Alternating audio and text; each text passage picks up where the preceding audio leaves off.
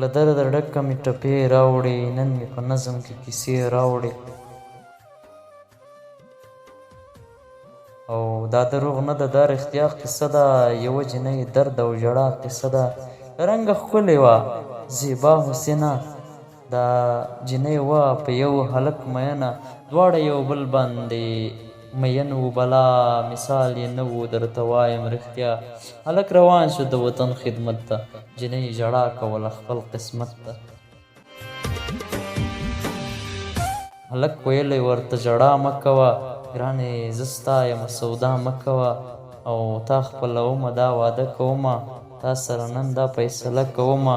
اوس اجازه راکړه چې ځمه ګرانې، که خدای کول بیرته راځمه ګرانې. د پاچاهانو په پاچا د سپارم، جنۍ ویلې په الله د سپارم. زما زړګی د ځان خیال وساته، زما زړګی د ځان خیال وساته، زما د لاس نښې رومال وساته.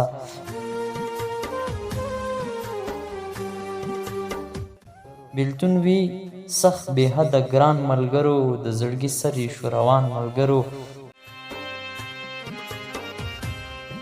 خپل لالي لار لیونۍ څارله، پوره 8 میاشتې جنۍ څارله. یکدم په کلي کې غوغا شروع شوه، چې پلانی مړ دی او دا وینا شروع شوه. خلکه د ظلم انتها شروع شوه، هر چا ویلې ناروا شوې ده، د ګل په شان و شاه زلمی و خلکه، په پریان دښمن پردی و خلکه.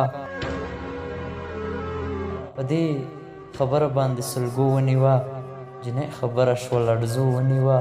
ویل یې بومې ځئ جانانه پورې، چغې یې لاړې تر اسمانه پورې.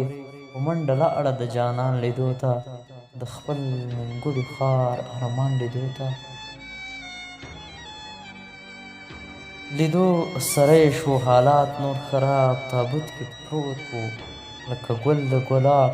ورته یې ویلې ته شوې بې وفا، ما نه ولې شوې ای ګرانه جدا.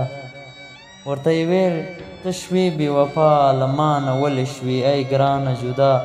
د زړګي کور خو مې په تا ودان و، دا ستا مثال خو مې اشنا ارمان و.